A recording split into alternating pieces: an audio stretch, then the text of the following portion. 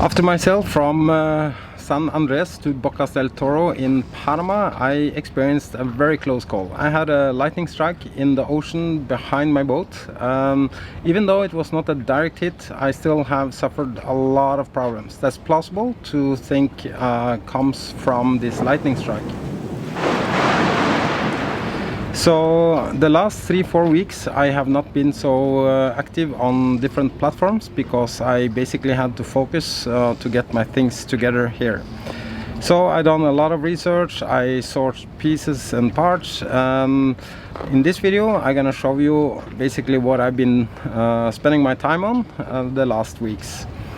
It's not a how-to or this is how you should do it or anything. It's basically how I choose to solve my problems. My solution might not be perfect for you, but I think for me this complex boat, it's a good solution. So instead of making a video every step by step and I wire this and I wire that and stuff like that, I instead wanted to share the approach of the problem and how I've been thinking around it and also how I choose to solve it. And I hope you enjoy.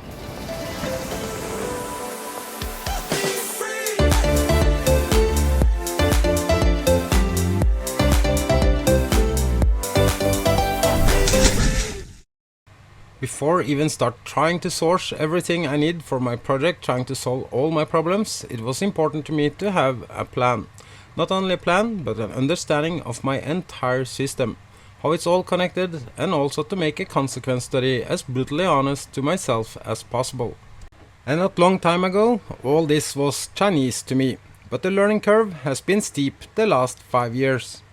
Even though it's pretty basic setup originally, it's still fair to say it's also a bit complicated. Some things needs to be repaired and some components needs replacement after the lightning strike in the ocean behind me. So changing some components may cause consequences elsewhere in this ecosystem or infrastructure. This is why I need to make a consequence investigation of my project. Starting without this could send me out on a long, endless route of spending money and waste lots of time. So I rather have a plan and understand where to start, how and why. And this is what I'm now sharing with you guys. I've earlier shared a pretty detailed video about how I look at my off-grid capacity and the difference between being self-sufficient and sustainable in this context. And when I made that episode, I found out I was pretty well covered on my needs. And it was difficult to defend the consequences of full upgrade on the energy side. So I already had a pretty good idea about my boat, my needs and my potentials. Even the weak spots in everything from what I have down to my own personal limitations in budgets, skills and my own understanding. It's so easy to just say you should change to lithium batteries and everything will be okay. And you should add much more solar panels. Everything comes with a price, and what sounds so easy doesn't necessarily mean it's that straightforward in reality. I got great help from Rick Moore, and we managed to save the holiday for my friends with some temporary solutions. So I don't have my electric winch systems up running yet, so that's why I brought this crew on board. But temporary solutions is nothing I can live with on the long run, especially not for the Pacific. Also the batteries was only on loan from him and at the same time a great test that revealed lots of challenges, pointing me in some new directions on my own. Be3 has lots of batteries on board, and to give you an idea about what we are talking about here, I made this illustration. The temporary solution with lithium for the household only made it possible to run fridge and freezers that also had to be fixed prior to this. However, my main engine alternator that gives extra amps when using the windlass had to be disconnected, not to be destroyed.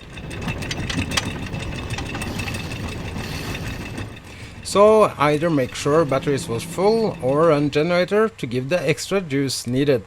With also a defect diesel generator, this had to be solved with a backup generator, including charging and for the water maker.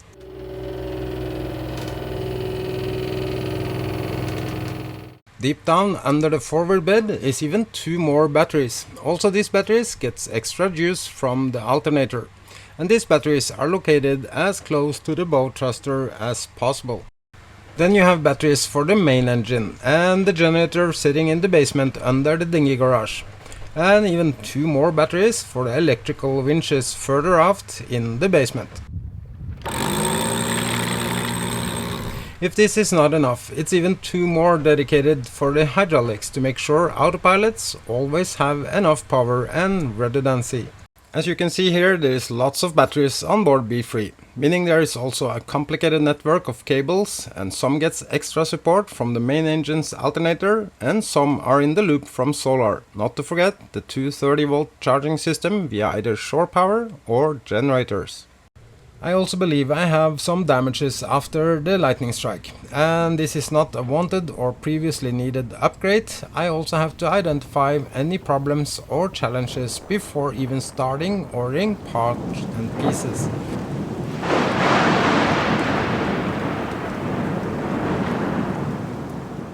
So a good start is mapping up the energy supply and storage side before looking at the energy consumption side. I do have some challenges there as well, but have to start somewhere. My generator died after the sail from San Andres, so I had no chance to test the 230-volt charger before I arrived this marina and was connected to shore power. Unfortunately, also this is dead. So I have lots of problems on this side of the supply chain.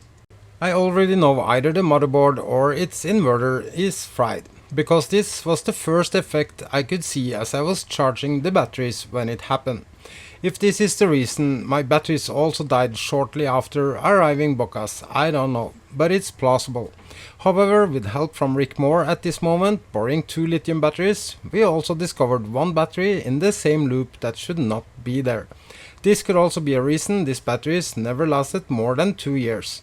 With a second-hand boat, it's always difficult to know what's original and what's changed later. This could even been wired wrong during my upgrade 5 years ago.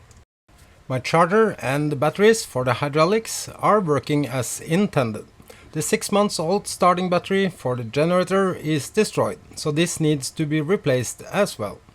This has its own loop and pretty simple, and I also have high hopes of fixing my generator as I have rebuilt it entirely not long time ago in Martinique.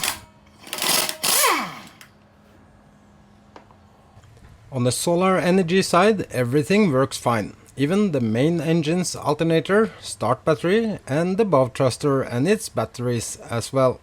Only problem in these 2 last loops is the household batteries and the misplaced or faulty wiring of the battery for the electrical winches. So I now have a pretty good idea about how it's all connected, what's destroyed and what's working. Also the complexity and the consequences if I replace the household with lithium batteries. Replacing and reprogramming the chargers is easy. But batteries can no longer be charged by the same chargers due to different profiles. So I would have to duplicate chargers with different profiles for lithium and for lead acid. Or remove all other batteries and rewire everything that's actually working as is. The alternator and regulators from main engine would need to be replaced as lithium will kill existing solution. So also here big investments if ordinary lithium installation is what I decide to go for. So after I said see you later to my friends that's stepping off B3 here in Shelter Bay Marina, I felt like no time to waste. To have better access to my generator, I have to take my dinghy out of the garage and might as well start with some cleaning on this first. With lots of work ahead, it's always nice to start with something easy that gives a great result, feeding my brain and soul with positive energy. Then at evening, as I'm now connected to shore power, I could work with my engineering, mapping up everything on board to make sure I have the full picture. Very simplified, you can say this is the picture of the original setup with how and where the energy comes from. To save time and make things less complicated, I decided to think a bit outside the box and reflect a bit about today's setup. Even though I only have 3 solar panels, I have on a good days never taken full advantage of the potential here. Basically because I have never had enough capacity on the storage side. My Fisher Panda has a 8.5 kilowatt capacity with a constant load capacity around 6 kilowatt. I choose to have a charger that was not too big for my backup, but obviously ineffective compared to the energy capacity from the Panda. But then again, the most important reason for this machine has been to run the water maker and only topping up the batteries after days with rain. And of course, giving the luxury of running microwave, laundry machine and other 230 volt things on board. My backup solution has much lower capacity, yet it's capable of delivering enough energy to run the water maker and even the battery charger. So the now damaged charger that's been used to top up the batteries from either the Honda or the Panda generator has been quite ineffective if you look at the bigger picture, only delivering 780 watt or 50 amps. Being forced to rethink my solutions and also invest in replacements, it's also a golden opportunity to see what it takes to reduce my dependency of generators, especially for powering such a critical component on board as my water maker. Next point is how I can harvest and store the free energy from my solar in a more efficient way. As I already pointed out, lots of the capacity has been wasted. One way to go is to add bigger storage on a higher voltage with a faster charging profile. But this would be a complicated system inside the existing infrastructure and electrical ecosystem. So, while having all my sketches and ideas maturing a bit inside my head, I started to work on my generator to see if I could manage to have it back up running again. I was pretty sure the problem is something related to the electrical system. As I already showed you, the Panda has recently been through a full rebuild and should be mechanically in almost as new condition.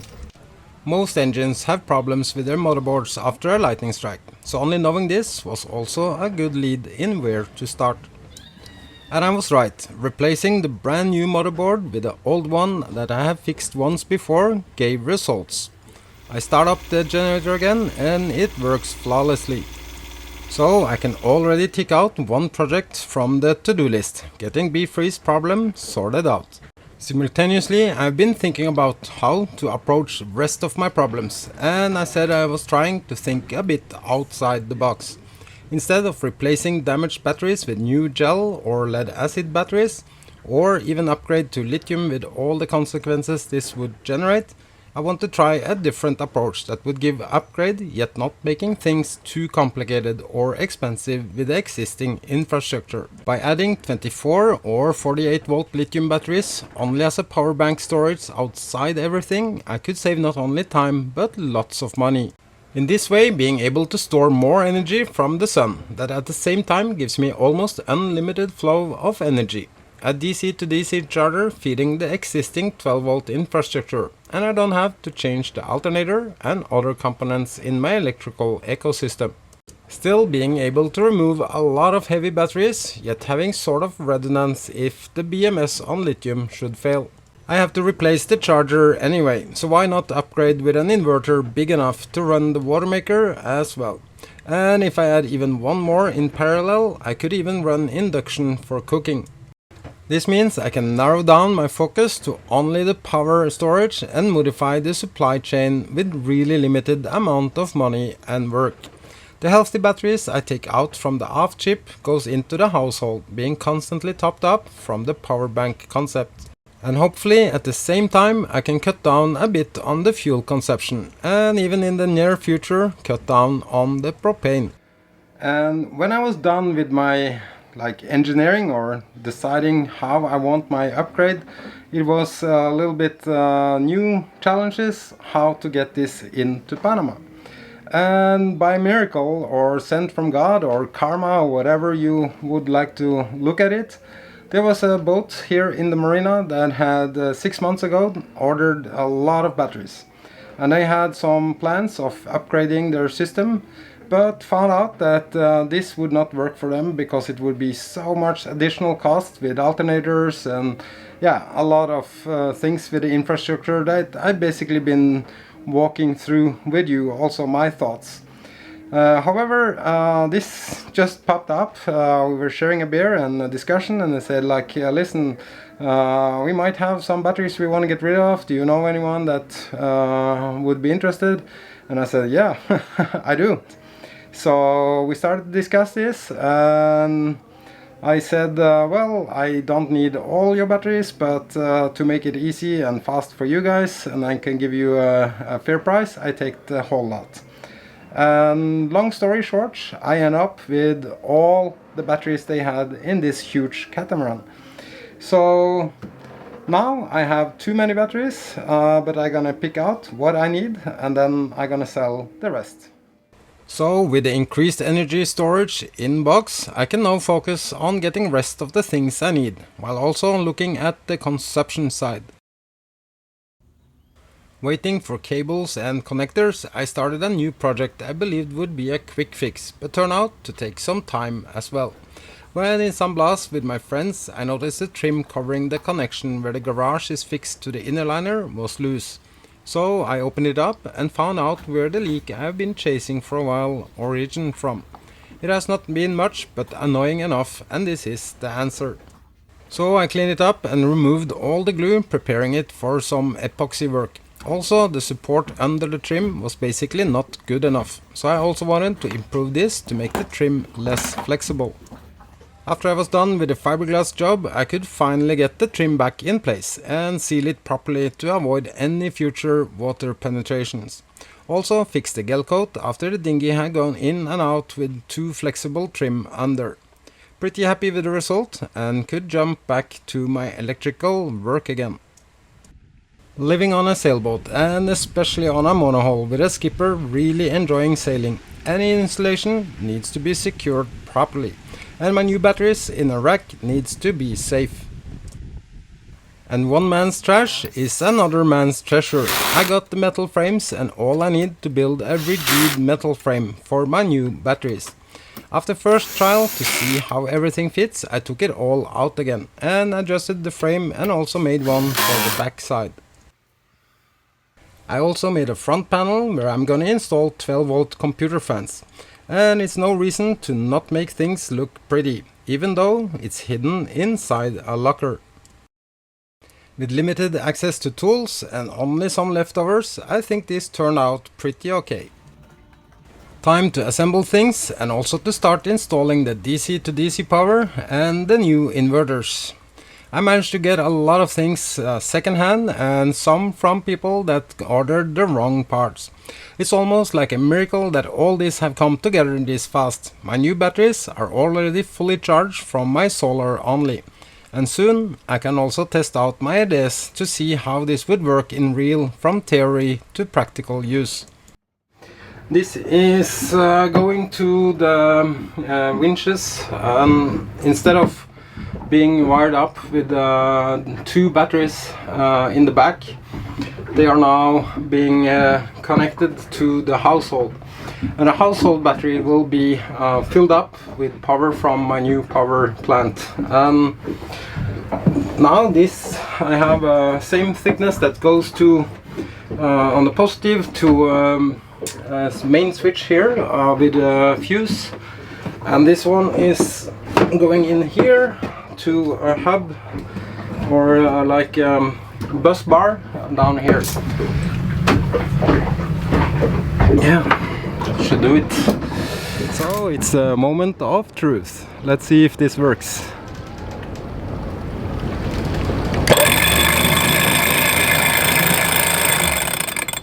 So now I'm done with the energy side, increased storage and capacity. I also rewired a lot of things. All the components that was destroyed, I suspect still it's because of the lightning strike. I also changed all the cables in connection to these components because I don't want to take any chance. And now I'm really happy. I'm sitting here with my power station. That's basically the new heart in Be-Free. And it's amazing. It's just, yeah, I don't know what to say yet. I'm definitely gonna update you guys in the future how it works, and how happy I'm with this solution, and also how it works end of the day with the solar, and if I need to add more or if it's sufficient what I have. So yeah, it's time to start working on the consumption side. I already solved a lot of problems there as well, having pretty good progress here, so I'm really happy. Then it's not much more to say than thank you so much for all your support. A special thanks to all my patrons. That's some of you guys even reached out and support me a little bit extra now. It's very much appreciated. So it's not much more to say than be happy, be free. Cheers.